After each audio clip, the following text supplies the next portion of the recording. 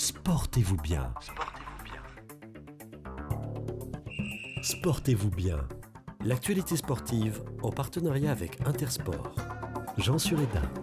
Bonsoir à tous et bienvenue dans Sportez-vous bien. Heureux de vous retrouver ce lundi 16 novembre où nous allons pendant une heure parler de sport et uniquement de sport avec mes chroniqueurs autour de la table et des invités acteurs du sport de haut niveau. Au programme ce soir, les coups de cœur et les coups de gueule de nos chroniqueurs. Lucas Serdic pour son retour à ma gauche nous présentera le Zoom de la semaine, on parlera rugby. Sans oublier la question du jour, le débat avec l'équipe de France de football masculine. Et enfin, nous recevrons Perrine Lafont, championne olympique et double championne du monde de ski de boss. Avec nous ce soir, Marek Keta, bonsoir Marek. Bonsoir à tous. Mehdi Guillonneau, bonsoir Mehdi. Bonsoir Jean. Lucas Serdic, bonsoir Lucas. Bonsoir. Et Maxime Brossard, bonsoir Maxime. Salut. Bonsoir messieurs. Le retour des anciens, le retour de la vieille génération, Lucas. C'est Papy Brossard, moi avec ce béret là. Les patrons. Et vous allez le voir sur le YouTube de l'émission et tout au long de la semaine sur les réseaux sociaux Facebook, Twitter et Instagram de Sportez-vous bien. Maxime a mis un béret. Ouais, j'ai mis ce. Qu'est-ce qu'il y a, beau les béret, coiffeurs là. sont fermés, c'est ça? Les coiffeurs sont fermés, et puis il a une valeur particulière. Je l'avais ramené du bon vieux temps, vous savez, où on pouvait voyager encore. J'étais allé en Angleterre. Voilà. Il est anglais ce béret? Il est anglais, ouais, fabriqué en C'est Angleterre. quand même paradoxal d'avoir un béret qui est quand même l'un des symboles de la France. C'est une casquette. C'est une casquette, normalement. C'est une casquette, c'est un béret, c'est béret basque. Il s'écrit dans Peaky Blinders. C'est vrai. Donc le retour de Maxime, le retour de Lucas. Maxime qui vient très tôt, plus tôt que Lucas en général. Lucas il s'en fiche, il joue au morpion. Il est en train de préparer des grilles de morpion. Vous verrez tout à l'heure. Et Maxime, on discutait tout à l'heure, ça fait une heure que nous sommes dans les studios à préparer l'émission, puis à discuter bien évidemment de sport. Ah oui. Et on parlait des souvenirs de l'équipe de France de football, c'est ce qu'on évoquait, on va évoquer ça tout à l'heure dans le débat en deuxième partie d'émission. Et puis on parlait de l'Euro 2016 où il y a eu lieu en France, donc à Toulouse. Et vous nous avez dit, Maxime, il faut que les auditeurs doivent savoir que vous avez signé un autographe. Ah oui, non, ça c'était une vieille... Ouais, c'est-à-dire il y avait les Gallois à cette époque-là, dans les rues de Toulouse. Et j'ai eu la chance de travailler avec la fédération galloise au rugby. Et ils m'avaient donné des équipements d'entraînement. Et donc, par hasard, je sais pas, ce jour-là, j'avais mon équipement du Pays de Galles. Et les Gallois étaient là pour l'Euro de foot, en fait. Et donc, ils me voient avec ça. Alors, ils me sautent tous dessus. Ils me disent, ouais, t'es Gallois, tout ça. Je dis, non. Et on sympathise et tout. Et à la fin, il y en a un qui a dit, est-ce que tu peux me signer mon maillot? Comme si j'étais un joueur pro, quoi. Il vous a reconnu, quoi.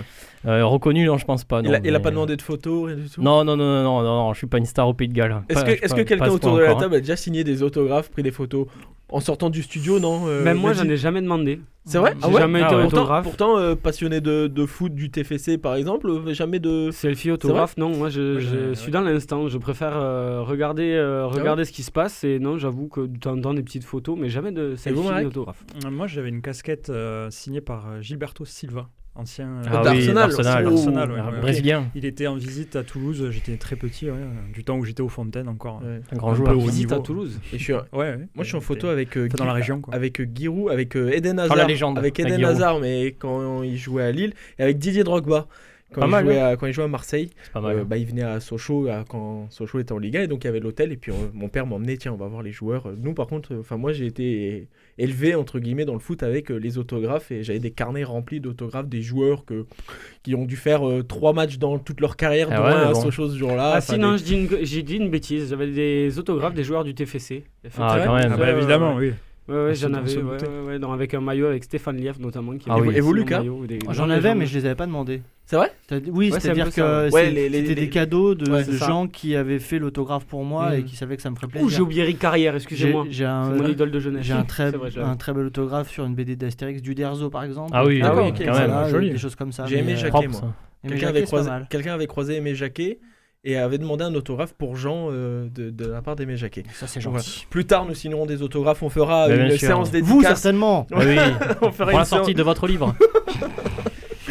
On fera une séance dédicace à la sortie de l'émission dès que le collecteur avec des images.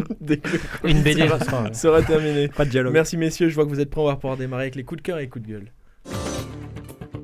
Sportez-vous bien, les coups de cœur et les coups de gueule. Chaque semaine, vous nous parlez d'un événement qui vous a marqué comme une joie, une déception. Il y a un peu de tout. Aujourd'hui, je vais me tourner vers vous, Maxime Brossard, pour votre retour. Ouais. Vous commencez avec un coup de cœur et un coup de gueule. Vous voulez commencer par quoi? Je vous laisse le coup de gueule. Allez, le coup de gueule. On va partir sur rapidement. La boxe. Vous me parlez beaucoup de boxe, beaucoup des combats. Ouais. Vous nous mettez à jour sur les combats, sur les catégories. Là, justement, c'est un coup de gueule sur les catégories de boxe. Ça vous agace? Oui, parce que j'en ai marre de vous expliquer les catégories, les organisations. Vous n'avez toujours pas compris. Vous n'avez toujours pas compris. Et en plus, là, on vient me rajouter encore une catégorie. Voilà, la 18e catégorie de la boxe. En plus, elle ne va concerner que la fédération, donc la WBC uniquement. Donc, elle ne va pas concerner l'IBF, la WBA et la WBO. C'est incroyable. Donc, alors là, tenez-vous bien, parce que ça, c'est quand même une histoire incroyable. Le nom, ça sera donc la Bridger, ça sera la catégorie Bridger, en fait, voilà, Bridger Weiss. Le nom a été choisi en hommage à Bridger Walter, qui est un enfant de 6 ans qui a secouru sa sœur alors qu'elle était agressée par un chien. Voilà. Bon. Voilà. Il n'y a pas d'histoire avec la boxe. En fait, c'est apparemment. Quel est le lien avec la boxe? Aucun lien avec la boxe. Et apparemment, cette histoire a ému le président de la WBC qui s'appelle Mauricio Sulaiman. Et donc, c'est improbable. Et cette catégorie donc va se situer entre les lourds légers et les lourds. Voilà. Donc, tout simplement, en fait, le président, par contre, de la WBC, il a essayé de justifier aussi son choix en disant que il y a de plus en plus, en fait, de différences de poids chez les lourds, et donc ça crée des déséquilibres de poids trop importants, en fait. Et il a pris l'exemple du combat Fury-Wilder. Faut savoir que Wilder, lors du combat, faisait 94 kg et Fury 123. Donc, c'est quand même assez important comme gap, mais ça a toujours été comme ça chez les lourds. Et ça n'a pas empêché Mike Tyson d'être champion du monde, par exemple. C'est comme si moi je me bats avec Kevin, quoi. C'est le même écart. Exactement. Et du coup, voilà, donc, pour moi, ça va totalement à l'encontre de toutes les remontées que l'on a par rapport à la boxe, qui est totalement illisible.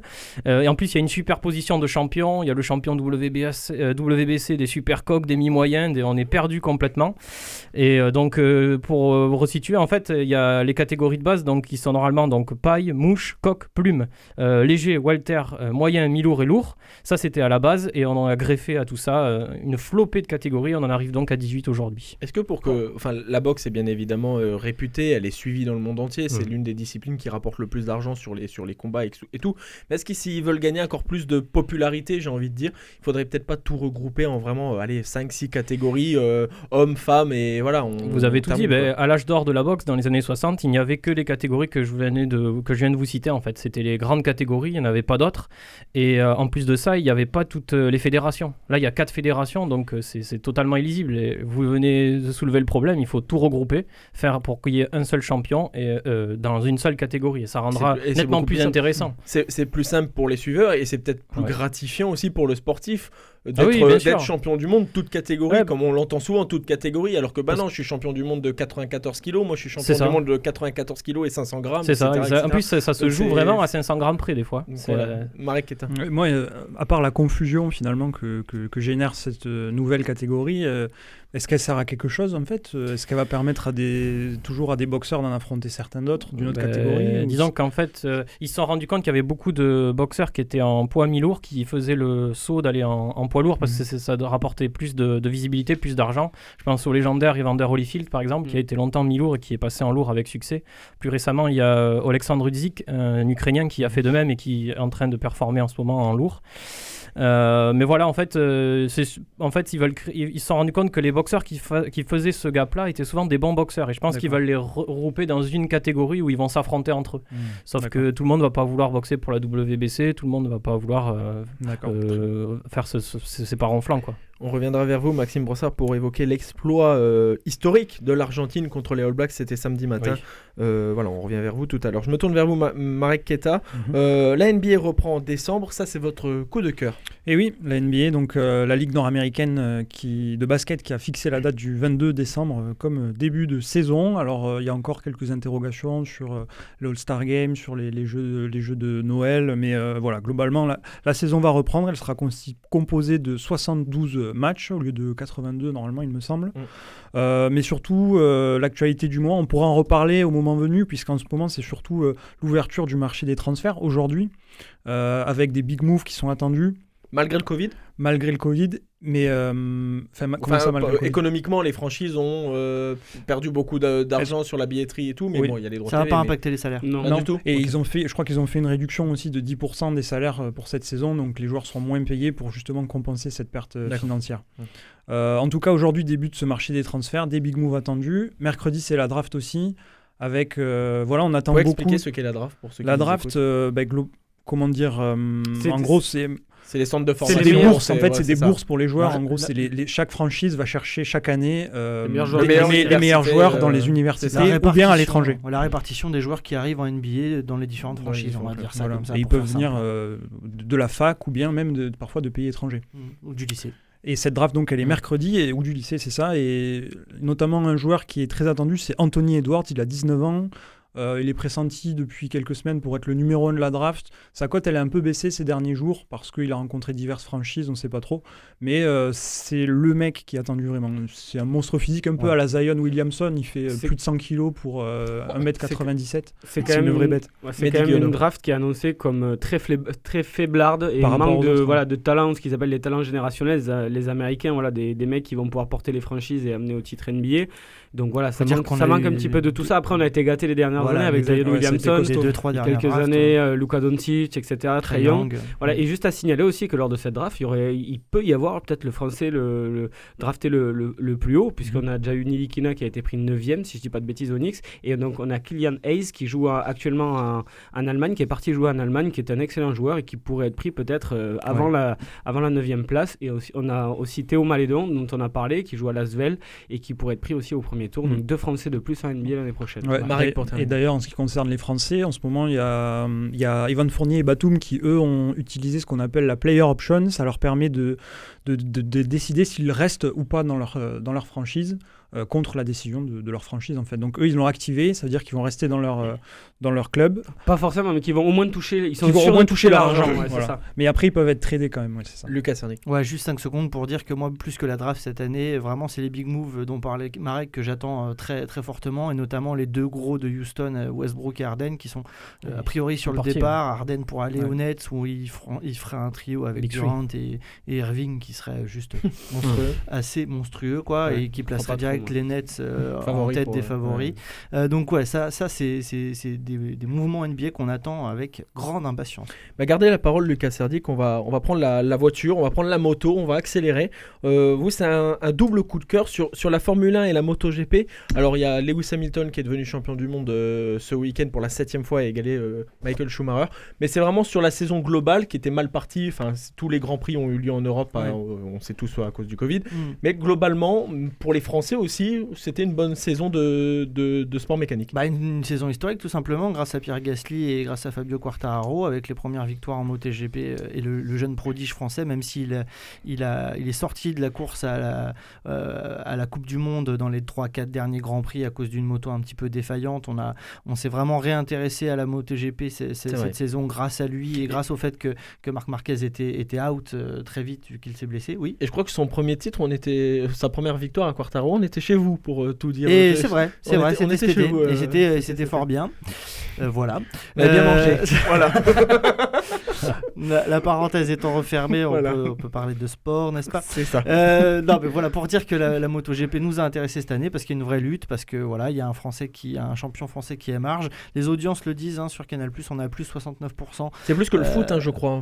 C'est pas exactement ça. En tout cas, pour la F1, c'est sûr et certain que c'est plus le foot. J'allais y venir. La F1, on est par exemple sur le week-end, je sais plus, je crois que c'est le week-end il y a 1 ou 2 semaines, quand il y avait Nantes-PSG et Monaco-Bordeaux. Ces 2 matchs cumulés à eux deux ont fait un tout petit peu plus d'audience juste que le Grand Prix de F1 qui a été diffusé. C'est incroyable pour du foot. Et pour Canal+, c'est assez incroyable. On a plus 20% aussi d'audience de Formule 1 pour Canal+. Alors il y a différentes raisons, effectivement, le manque d'attrait pour le foot et d'autres sports qui n'ont pas pu reprendre. La F1, elle, a pu concourir.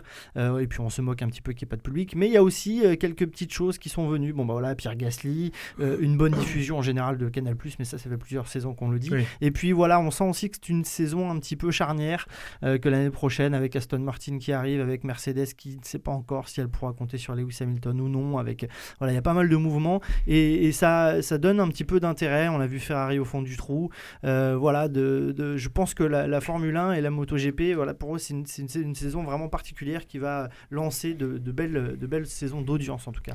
Maxime Brossard. Par rapport à la Formule 1, j'ai l'impression, il y a beaucoup, moi je regarde pas du tout, mais il y a beaucoup de connaissances qui me disent qu'ils s'y sont mis grâce aux documentaires de Netflix. Tout le monde m'en parle et même des collègues filles qui me disent je regarde la F1 maintenant et elles suivent les Grands Prix à fond et tout parce qu'elles se sont mis grâce à ce documentaire. On en avait parlé pendant le confinement, on avait fait les émissions sur le confinement à retrouver sur le YouTube de l'émission Sportez-vous bien et j'avais demandé pour les coups de cœur, coups de gueule alors qu'il n'y avait pas de sport de me trouver la série de sport. Ça s'appelle comment ? Je crois que c'est Formule 1 et Driver et je sais plus.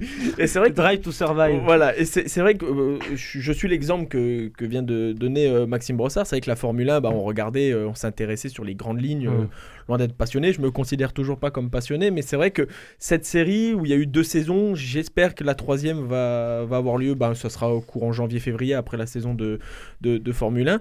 C'est vrai que cette saison où on est dans les paddocks, c'est ça, c'est le terme qu'on emploie.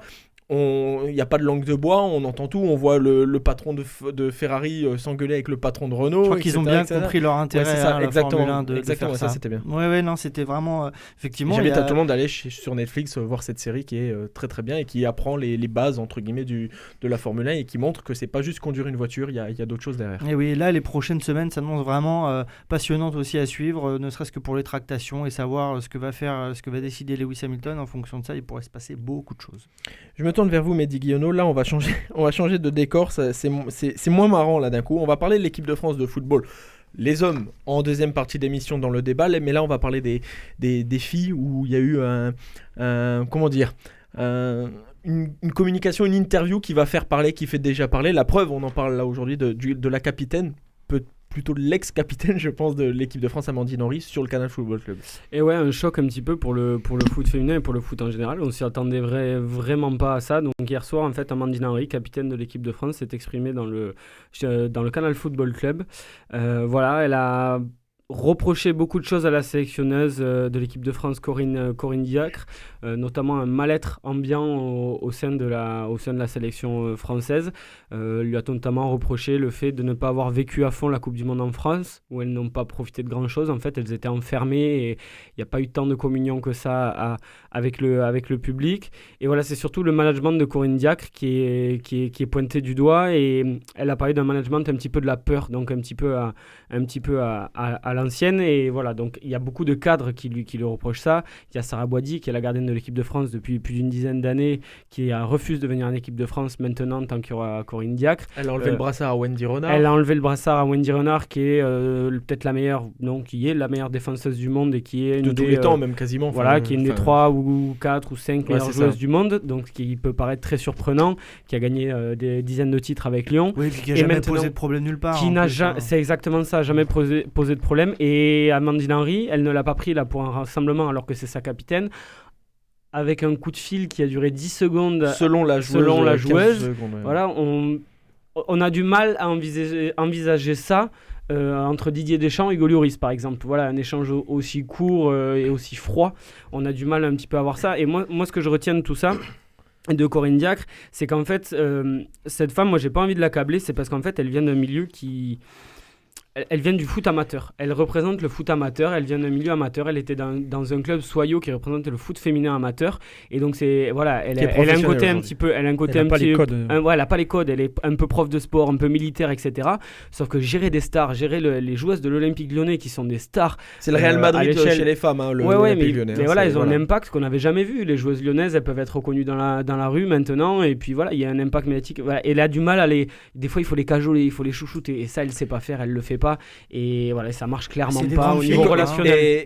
Et Corinne Diacre, c'est la première femme à avoir entraîné une équipe d'hommes. C'était à Clermont il y a 5 ans maintenant. Et d'ailleurs, il n'y a pas que des bons souvenirs là-bas. Voilà, alors je sais plus si c'est entre nous qu'on se l'est partagé, mais ce témoignage sur Twitter d'un joueur, Thomas Gerber, de Clermont, qui disait en gros, Corinne Diacre à Clermont, c'était le même problème, quoi. Donc visiblement, c'est pas moi ce qui m'inquiète un tout petit peu, c'est la communication peut-être. Non, moi c'est la réaction de Noël Le Graët. Là, je trouve que c'est un petit peu abusé. Alors maintenant qu'elle sort voir ça au CFC, Amandine Henry, il semble se réveiller et dire oui d'accord, on va faire quelque chose, on va en parler, alors que bon, elle le dit elle-même, elle est allée le voir, elle lui en a déjà parlé, et puis bon, on est quand même à plusieurs semaines, voire plusieurs mois de commentaires déjà sur Corinne Diacre, donc voilà, il est un petit peu hors sujet, le président de la Fédé. Et la prochaine sélection, la prochaine liste de l'équipe de France féminine, alors la France de foot, les hommes jouent demain, on va en parler en deuxième partie d'émission. Prochaine liste, c'est jeudi pour Corinne Diacre. Tout à l'heure, il y avait la conférence de presse d'avant-match de Didier Deschamps où Canal+,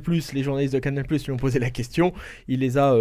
en mode communication, on défend la fédération française, il les a envoyés dans les roses très gentiment. Pour conclure, je vous donne 30 secondes. Désolé Maxime Brossard, on va quand même parler de l'exploit des Pumas contre les All Blacks. Tout le monde l'a vu, cet exploit, la victoire historique de l'Argentine, 25-15 en rugby championship, c'était ce week-end.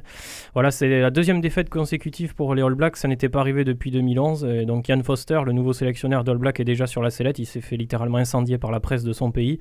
Au contraire des Pumas argentins qui sont devenus des vrais dieux en Argentine. Certaines par même des répercussions un peu comme celle qu'il y a eu en 99 quand on avait battu l'All Black en demi-finale par rapport au rugby français. Il faut savoir en plus, c'est d'autant plus exceptionnel que les Pumas n'avaient pas joué depuis 1 an et que en plus leur franchise, les Jaguares, n'avaient pas pu jouer aussi depuis 1 an alors qu'ils étaient arrivés en finale du Super Rugby. Le rugby argentin qui est quand même en progression depuis 2015, même s'ils ont fait une Coupe du Monde 2019 qui est un peu moyenne, même nulle. Mais depuis ces derniers temps, c'est un rugby qui progresse. Là, honnêtement, j'ai assisté à la performance défensive la plus aboutie que je n'avais jamais vue depuis peut-être 5 ans, avec vraiment des morts de faim sur le terrain, des tueurs, et 2 désosseurs notamment, Matera et Kremer. Là, c'était assez incroyable. Honnêtement, si vous êtes jeune et que vous voulez jouer 3e ligne, regardez le match de Matera et Kremer. Vous allez savoir Oui, il joue au Stade Français.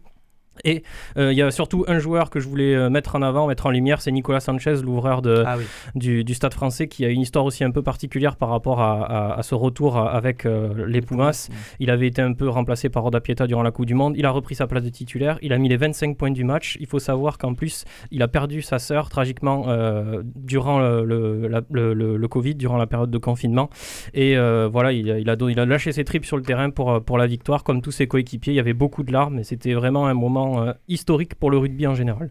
Et c'est vrai que c'est toujours un événement quand la Nouvelle-Zélande perd au rugby. Elle avait perdu lors des demi-finales de la Coupe du Monde en 2019 contre l'Angleterre, et là lors de ce et puis c'est une deuxième défaite d'affilée là. Et c'est une deuxième défaite d'affilée, ce qui était une première depuis 2011. Donc ça c'est quand même un événement. Merci messieurs, on va pouvoir passer au Zoom de la semaine. Le Zoom de la semaine est retour sur les paris de la semaine dernière. Avant d'évoquer avec vous, Lucas Serdic, Colomiers-Oyonnax, on va encore parler de rugby. La semaine dernière, on avait parié sur Section Paloise Stade Toulousain. Écoutez ce qui s'était dit. Section Paloise Stade Toulousain. Coraline. 30-23. Kevin. 18-22. Marek. Ouais, 21-15 pour le Stade Toulousain. Timothée. 31-9. Mehdi. 32-20 pour Pau. Je vois un 18 pour Pau et un 20 pour Toulouse. J'étais tellement fier avec mon 20 à 18 pour le Stade Toulousain, jusqu'au moment où Kevin, sur le groupe WhatsApp de l'émission, me dit « Jean, tu peux vérifier mon score parce que je crois que je suis pas loin. » Et oui, en effet, Kevin a gagné. Il a trouvé le 22 pour le Stade Toulousain et le 18 sur 16, entre guillemets, pour la section Paloise. Félicitations, Kevin. Match truqué, on peut dire, parce que vous avez trouvé le résultat. Non, belle victoire du Stade Toulousain, c'était prévu. C'était prévu, voilà, c'est ça. Et donc, bien évidemment, Kevin marque... pas vu Pau aussi nul quand même. Ouais, c'est vrai. Moi, je le voyais une réaction Coraline du Stade Toulousain. Alors, qu'est-ce que c'est mauvais, Pau. Non, mais effectivement, ils l'ont dit quand même, le 15 de départ du Stade Toulousain, il était beau là. Il est quand même pas dégueu, faut pas déconner quoi. Coraline. Voilà. Merci Coraline. Donc Kevin, vous marquez 2 points. Vous recentrez, vous remettez un niveau sur le classement de l'équipe, sur les zooms de la semaine et sur les paris et sur la question du jour. Donc c'est bien, mais c'est toujours dominé par l'immense Maxime Brossard. Colomiers-Oyonnax, Lucas Serdic. Oui, j'ai envie de mettre en avant ce match-là parce que pour les Columérins comme pour les Oyonnaxiens, c'est un peu pour moi le premier vrai test de la saison de Pro D2.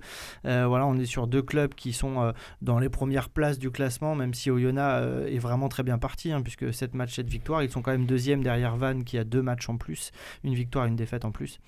Colomiers est 5e à 8 points des Oyonnaxiens, 7 matchs joués, 5 victoires, 2 défaites. Ils ont joué un petit peu peu les mêmes équipes, des équipes qui sont pas très bien classées, Rouen, Aurillac, Provence, Soyaux, Carcassonne. Ils ont 2 matchs reportés, tous les 2 contre Biarritz, et l'un contre Mont-de-Marsan et l'autre contre l'USAP, qui sont aussi potentiellement des gros matchs à jouer.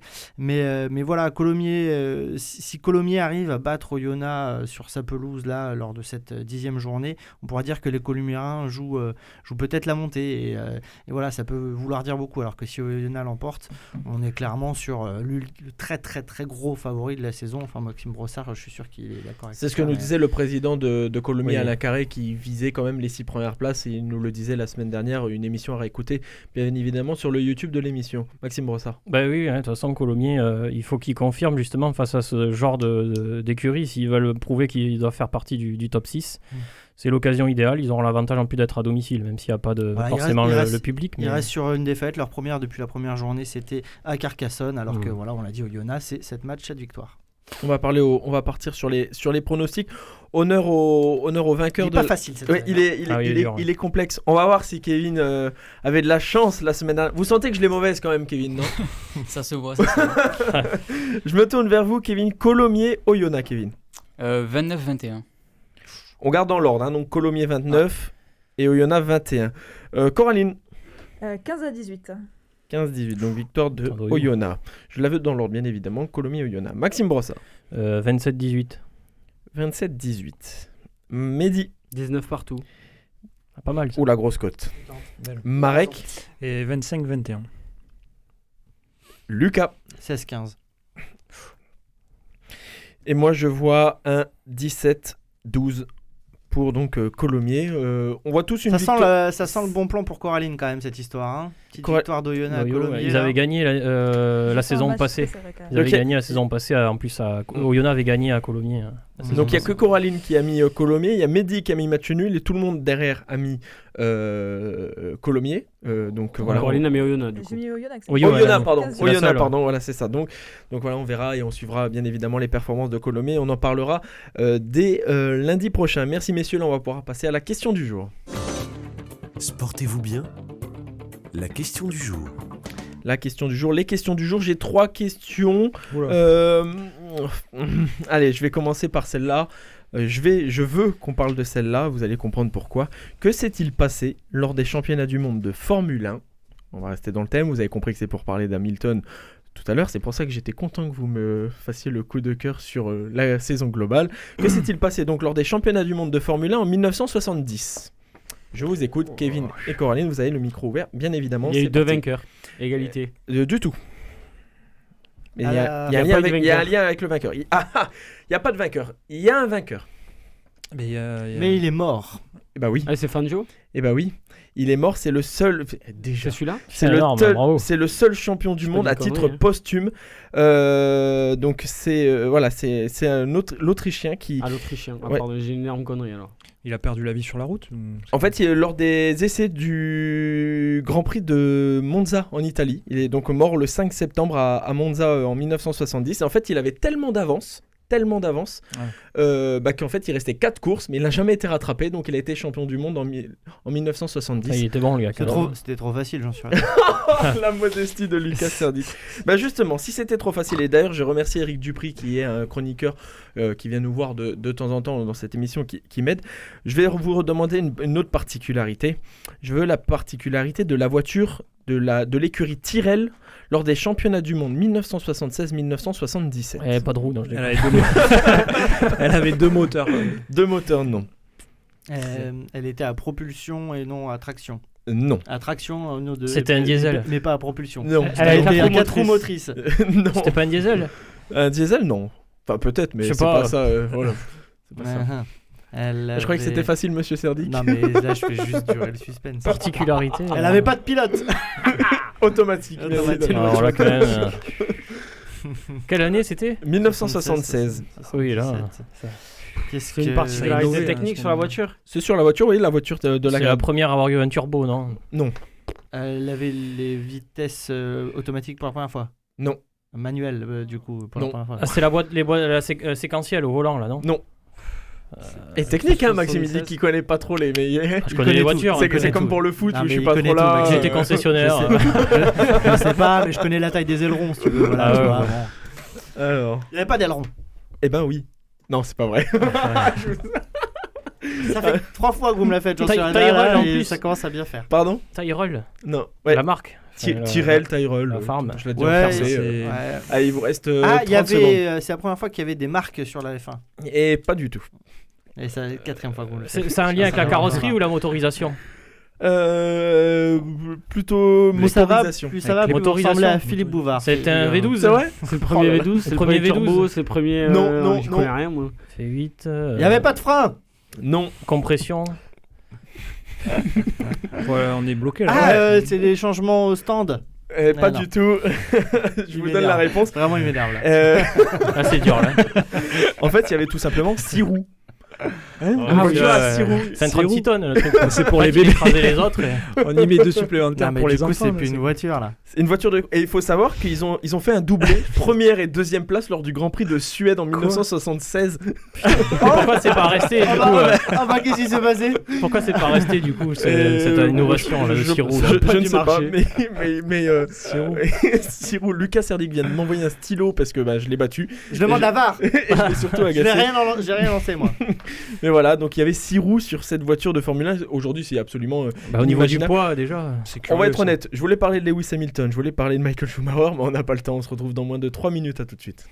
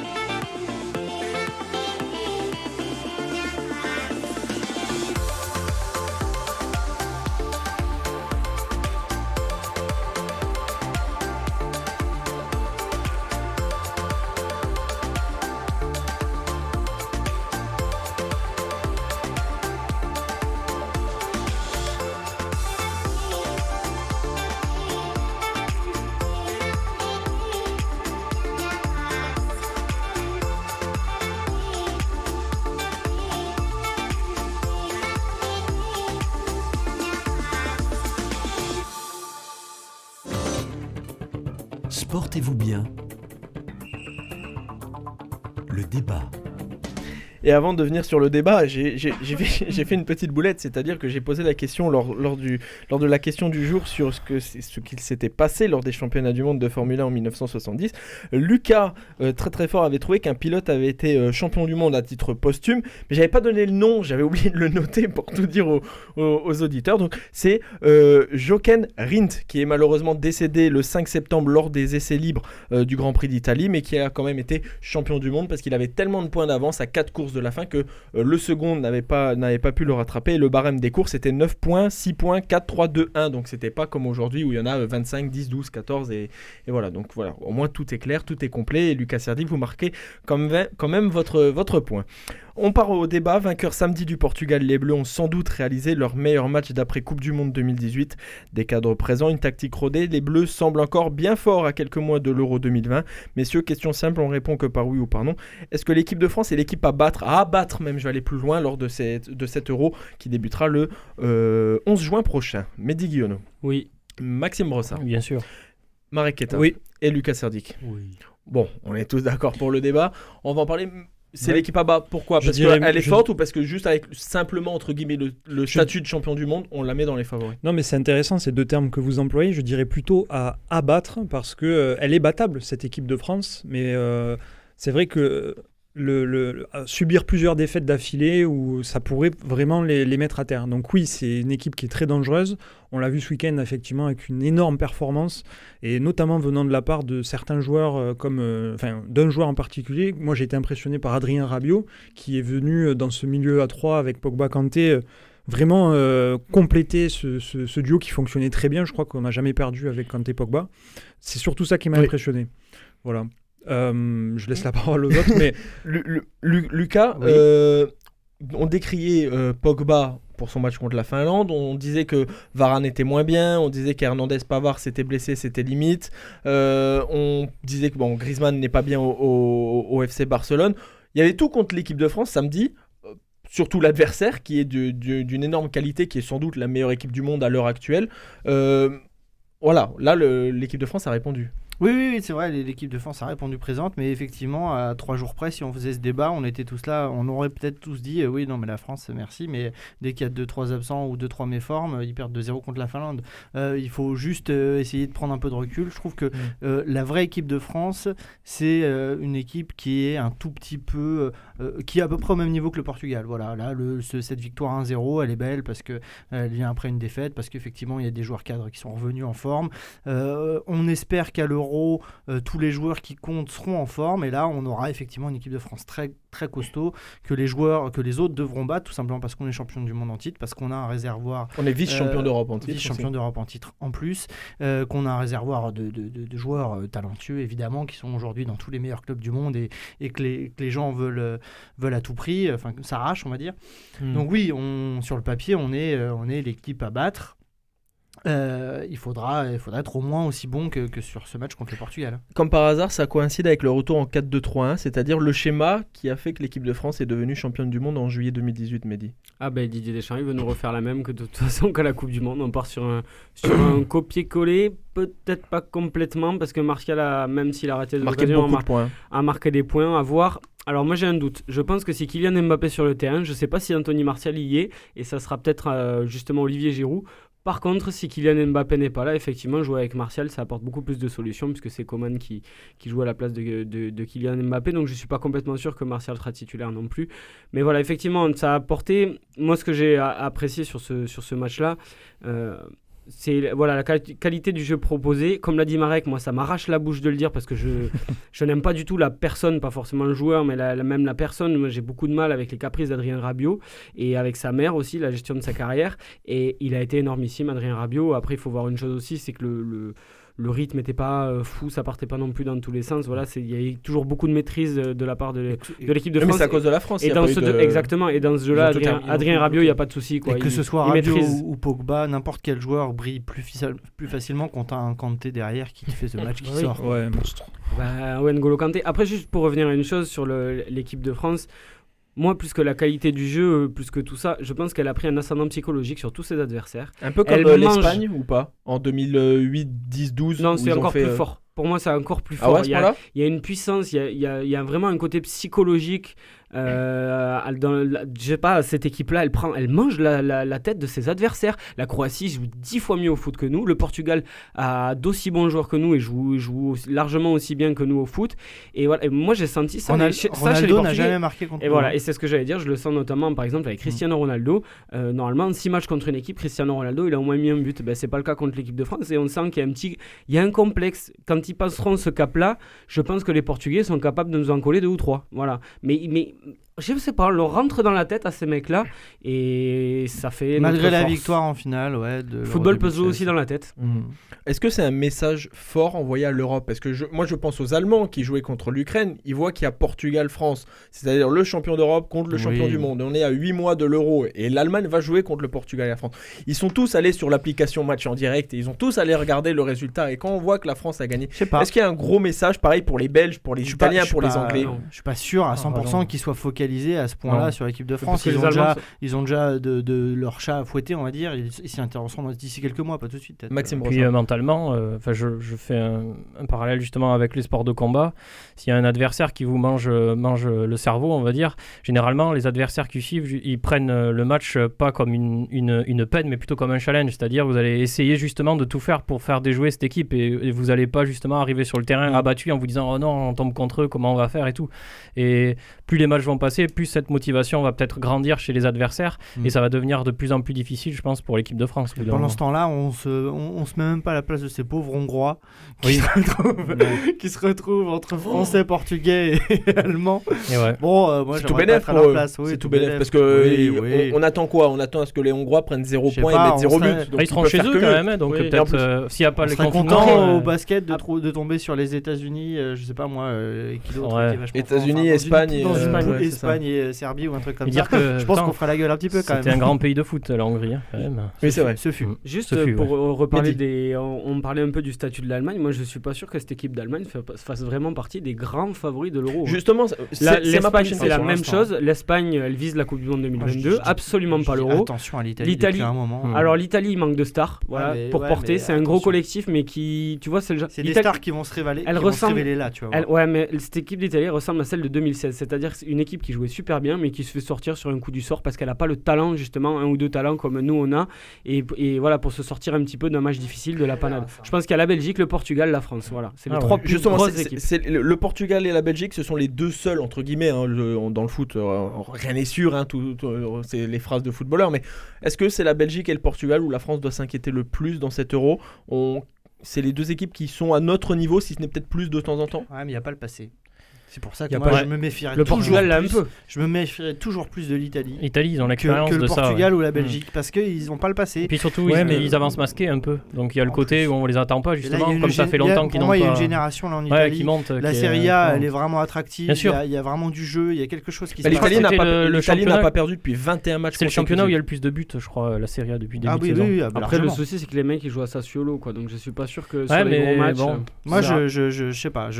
L'Italie. Et j'apprécie beaucoup la façon dont ils jouent d'ailleurs l'Italie, je tiens à le signer, mais je sais pas, là au très haut niveau j'ai un peu de mal, c'est comme l'Espagne avec tous ces jeunes. On serait vraiment très français si on y allait comme ça en se disant ouais l'Italie, tu vois. Non, c'est le genre de défaite. Non, mais pour moi, mais pour moi si on fait un chapeau, il y a ces trois équipes là, l'Italie est dans le chapeau 2 avec l'Angleterre et l'Allemagne. Je pense même l'Espagne est encore en dessous de tout ça. Moi j'aime bien. Oui.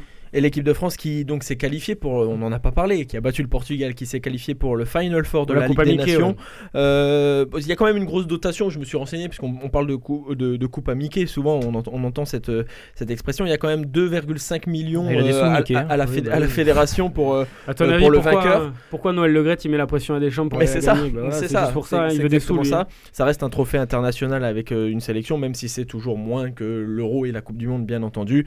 Les demi-finales seront le 6 et 7 octobre 2021. La finale le 10 octobre. Le pays qui va recevoir, c'est le vainqueur du groupe A. Donc c'est soit la Pologne, soit les Pays-Bas, soit l'Italie. C'est l'Italie qui est leader. Donc pour l'instant, c'est l'Italie qui accueillerait ce Final Four de la Ligue des Nations. Et conséquence, le 7 décembre prochain, ce sera un lundi soir. Bien évidemment, on en parlera dans l'émission Sportez-vous bien. Le tirage au sort de la Coupe du Monde, de qualification de la Coupe du Monde 2022. La France sera dans une poule à 5 pour pouvoir être disponible, entre guillemets, sur les plages de calendrier pour le Final Four de cette Ligue des Nations. Merci messieurs, on va pouvoir passer à notre invité de la semaine. Sportez-vous bien. L'invité. Notre invitée est championne olympique 2018, double championne du monde, triple vainqueur de la Coupe du Monde et de nombreuses étapes de la Coupe du Monde. Perrine Lafont, en direct de la Suède, nous fait le plaisir d'être avec nous ce soir. Perrine, bonsoir. Bonsoir. Merci d'être avec nous en direct dans Sportez-vous bien. Vous êtes en Suède, mais vous êtes de la région, alors j'allais dire de la région toulousaine, de la grande région toulousaine. Vous êtes d'Ariège. Quand on est d'Ariège, on tombe dans le ski. C'est un cliché de tomber dans le ski tout de suite ou pas ? Ça dépend, je pense, les parents qu'on a. Moi, j'avais des parents skieurs, donc forcément, oui, j'y suis un petit peu tombée dedans dès que je suis née.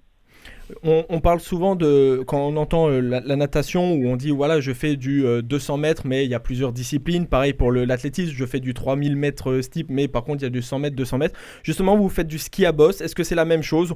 On essaye un peu tout et on va sur le ski à bosse, là, en l'occurrence, ou on commence par le ski classique et on voit ce qui nous plaît ? Du coup, moi, j'ai commencé par du ski normal et en fait, j'ai tout de suite commencé par du ski de bosse parce que mon père était entraîneur du club de bosse donc qui est au Mont-Dolm et donc j'ai tout de suite commencé par ça. Après, j'ai fait un peu d'alpin plus tard parce que je voulais être monitrice de ski, mais finalement, je suis revenue dans les bosses parce que voilà, c'était vraiment ça qui me plaisait. Ouais. Il y a les bosses et les bosses parallèles. Quelle est la différence pour les auditeurs là, de Sportez-vous bien, la différence entre les bosses et les bosses parallèles ? Alors, les bosses simples, en fait, on est tout seul à descendre. Donc, la descente qui fait 250 mètres. Et quand c'est les bosses parallèles, en fait, on a un adversaire qui descend en même temps que nous. Et c'est comme un petit duel, en fait. Et c'est un match après quart de finale, demi-finale, etc. j'imagine. Exactement, c'est ça. Est-ce qu'on peut considérer cette discipline comme l'une des plus techniques du ski ou pas du tout ? Sans être réducteur pour les autres disciplines du ski, bien entendu. Hein. Ouais, forcément. Je pense oui, parce que c'est vrai qu'il faut être quand même assez polyvalent, il faut être très bon skieur, il faut être rapide, il faut être propre, mais aussi il faut être un excellent sauteur vu qu'il y a l'acrobatie, donc il faut être bon sur plusieurs disciplines.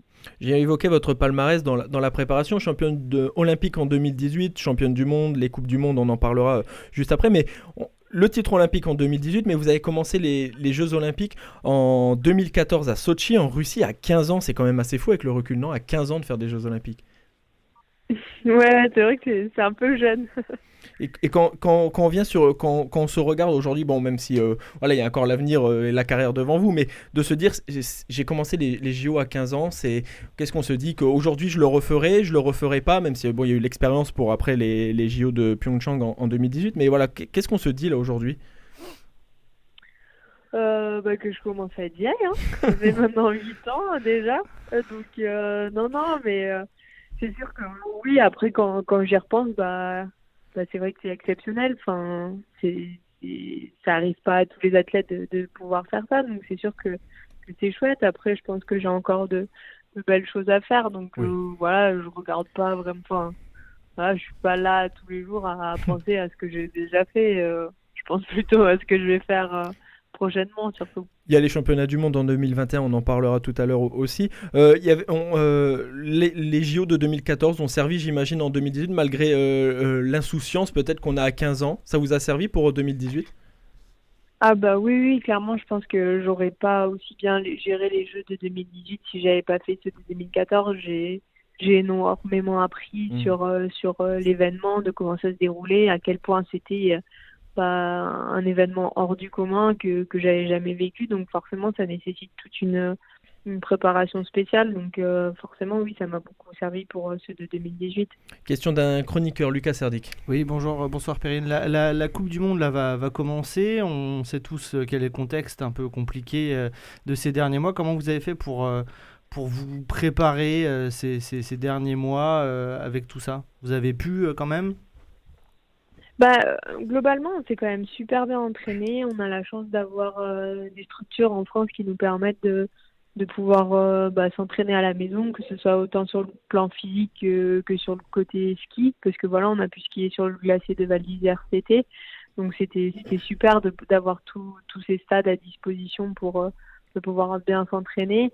Et je pense que surtout ce qu'on a fait, c'est de pas trop se projeter sur la saison qui va arriver, parce que c'est vrai qu'on est quand même pas mal dans le flou, on ne sait pas si ça va pouvoir se faire, et du coup voilà, on s'est vraiment concentré sur les entraînements et on s'est dit on verra pour la suite comment ça se passe, quoi. Le ski de boss a cette particularité d'avoir beaucoup d'acrobatie, vous l'avez dit. Est-ce que c'est quelque chose que vous pouvez travailler chez vous, ça aussi? Non, il faut quoi? Un trampoline quand même, quelque chose? Comment ça se bosse? Oui, oui, c'est sûr qu'il faut quand même une structure d'entraînement pour. Il faut des trampolines, on fait du water jump aussi. Donc voilà, ça nécessite quand même pas mal de structures, mais on a la chance de les avoir en France, donc c'est ça qui est cool. Vous êtes actuellement en Suède, vous êtes en préparation à un mois à peu près du début de la Coupe du Monde de ski de boss. Ça sera à Ruka en Finlande du 4 au 6 décembre. Tout simplement, comment se prépare la préparation? Est-ce qu'il n'y a pas une peur de se préparer pour rien? Justement, on en parlait juste avant avec Lucas Serdi, qui a le Covid. Est-ce qu'on a peur de se préparer pour rien et qu'on nous dise dans un mois, non, c'est annulé pour toute la saison ou pas? Si, on sait que ça peut arriver, mais on sait que de toute façon, c'est pas du travail perdu, que tout ce qu'on est en train de faire, voilà, c'est ok, ça va servir cet hiver, mais ça servira aussi pour les hivers d'après, donc rien n'est perdu, et voilà, il faut savoir accepter les choses, il faut accepter ce qui se passe, et au pire, voilà, on n'aura pas de saison, mais on trouvera toujours le moyen de continuer à s'entraîner, de pouvoir faire quelque chose à droite à gauche comme on l'a toujours fait depuis les derniers mois, quoi. Question d'un autre chroniqueur, Maxime Brossard. Oui, bonsoir. Vous parliez des saisons à venir, justement, et moi j'avais une question plus globale, une question, on va dire, environnementale sur l'avenir, justement, des sports blancs. Il y a pas mal d'athlètes, notamment, je pense à Mikaela Shiffrin, qui est en ski alpin, qui en avait parlé, le fait que c'est des sports qui sont menacés avec le réchauffement climatique. Je voulais un peu avoir votre opinion dessus. Qu'est-ce que vous en pensez? Est-ce que vous pensez vraiment que c'est menacé? Est-ce que vous pensez qu'il va falloir peut-être changer les modalités de compétition à l'avenir des sports blancs? C'est sûr que oui, clairement, c'est menacé. Je pense qu'on est on est aux premières loges de ce changement, parce que voilà, les glaciers en haute montagne, c'est eux qui prennent aussi beaucoup de ce réchauffement climatique, donc on le voit, et c'est sûr qu'il va falloir s'adapter, parce que voilà, on va plus pouvoir skier aux mêmes périodes. Il va falloir un petit peu remanier notre programme, et peut-être aussi remanier un petit peu tous les trajets qu'on fait l'hiver, parce que c'est vrai qu'on se déplace beaucoup, on fait quand même beaucoup de continents, donc je pense que il faudrait un petit peu réorganiser tout ça pour au moins éviter d'avoir tous les déplacements qu'on fait, quoi. Lucas Sardic. Oui, Perrine, je voulais revenir un tout petit peu sur votre titre olympique. On est à un peu plus de 2 ans de ce titre maintenant. Je vous avais suivi à l'époque. Je me souviens d'une jeune femme qui était fatiguée et qui, en même temps, avec la médiatisation, voilà, ça vous est un petit peu tombé dessus. À quel point vous avez changé là en 2 ans? Comment vous avez pris du recul sur tout ça? Vous sentez que ça vous a fait du bien? Je pense que ça m'a fait grandir, et on va dire que j'encaisse un peu mieux toute la médiatisation et toutes les sollicitations maintenant. Je me suis mieux entourée aussi des personnes qui travaillent autour de moi pour m'aider à gérer tout ça. Donc je pense que je suis plus sereine. Voilà, j'ai plus de personnes aussi qui m'aident à faire tout ce que j'ai à faire en extra ski, pardon. Donc je pense que je gère mieux tout ça, et je dirais que forcément, oui, voilà, j'ai évolué, j'ai grandi, mais je suis peut-être plus sereine aussi maintenant, parce que voilà, je sais que j'ai une équipe forte et performante autour de moi. L'année dernière, vous avez remporté 8 étapes sur 10, avant bien évidemment l'arrêt du Covid-19. Pourtant, vous avez déclaré en décembre 2019 que lors de ce début de saison, c'était plutôt une année de transition, parce qu'il y a les mondiaux en 2021, il y a les Jeux olympiques à Pékin en 2022. On peut parler de transition réussie quand même. Oui, c'est vrai que je ne m'attendais pas à faire une saison comme ça, et je pense avoir trouvé quelque chose que j'avais pas en compétition avant, qui est le relâchement, et un peu le fait d'oublier le résultat, de pas forcément penser à tout le temps gagner, mais plutôt à se faire plaisir et à passer de beaux moments sur les skis. Et moi, je suis quelqu'un qui marche au plaisir, et il y a la passion du ski, donc voilà, j'ai bien compris que c'était en étant dans cet état d'esprit que j'étais la plus performante en compétition. Et quand on arrive sur une année de Coupe du Monde, où on se dit on vient pas là entre guillemets que pour gagner, mais vraiment pour se préparer, pour reprendre vos mots, et qu'au final on gagne quasiment tout le temps, est-ce que c'est pas ça le danger, de se dire que c'est plus facile pour les épreuves suivantes, encore une fois je le répète, pour les championnats du monde, la Coupe du Monde et les Jeux Olympiques 2022? C'est-à-dire plus facile? de se dire finalement j'y suis allé, alors bien évidemment en travaillant, mais j'y suis allé relâché comme vous l'avez dit, mais j'ai encore gagné. Est-ce que le danger c'est pas de se relâcher encore plus, d'y aller encore plus tranquille et de voilà je pense que j'ai pas un caractère à trop me relâcher non plus. Au contraire, je vais plus chercher à y aller et parfois c'est mes entraîneurs qui vont un petit peu me calmer. Donc je pense que si on peut parler de non, je pense pas que avec le caractère que j'ai de toujours vouloir plus et tout, je pense que ça m'arrivera jamais un petit peu de marcher sur mes acquis. Non, je pense pas. On y vient sur les championnats du monde 2021 où vous êtes double tenante du titre sur le boss parallèle en 2017 en Espagne et en 2019 aux États-Unis. Quel est l'objectif? C'est d'aller chercher un 3e sacre mondial sur le parallèle, ou vous avez fait l'argent en 2017 sur le boss et le bronze en 2019 sur le boss, c'est d'aller chercher l'or sur le boss, ou les deux, soyons fous. Ouais, le plus gros objectif c'est le simple. Ça c'est sûr, parce que c'est le titre qui me manque. Après, si je peux avoir les deux, forcément c'est mieux. Mais voilà, je n'ai pas envie de me prendre trop la tête non plus avec ça. Comme je disais, voilà, je vais skier, me concentrer sur mes objectifs techniques, et puis on verra en bas de la piste, parce que je dépends pas non plus que du résultat. Donc voilà. Une dernière question pour Lucas Sardic. Oui, vous avez atteint le Graal à 19 ans et comment vous voyez la suite de votre carrière? Est-ce que vous avez déjà une idée précise de ce que vous voulez accomplir, jusqu'à quand vous voulez faire du ski de boss, qui est quand même une discipline assez traumatisante comme on le sait? Est-ce que vous pensez à tout ça, ou au contraire vous vous efforcez de rester un peu insouciante? C'est sûr que j'y pense parce qu'on me le rappelle, comme vous venez de le faire. Mais pardon. Non, mais il y a aucun mal. Mais non, c'est sûr que forcément on y pense. Mais je pense que là, j'arrêterai le jour où voilà, comme vous l'avez dit, peut-être mon corps tiendra plus, que voilà, j'aurai mal partout, ou aussi quand je pense que j'aurai plus le plaisir et j'aurai plus le goût de l'entraînement. Parce que franchement, il faut être motivé pour s'encaisser toutes les charges de travail qu'on a. Et quand j'aurai plus la motivation pour le faire, je pense que ce sera l'heure d'arrêter. Donc je me fixe pas vraiment de date, et on verra quand ce jour viendra. Et après, si c'est pour l'après de ma carrière, j'ai la chance de rencontrer plein de gens dans plein de domaines différents. Oui, désolé, c'est la fin de l'émission. Il y a l'ordinateur qui m'envoie la fin de l'émission. Je suis désolé, merci d'avoir été avec nous. Et à lundi prochain dans Sportez-vous bien, désolé.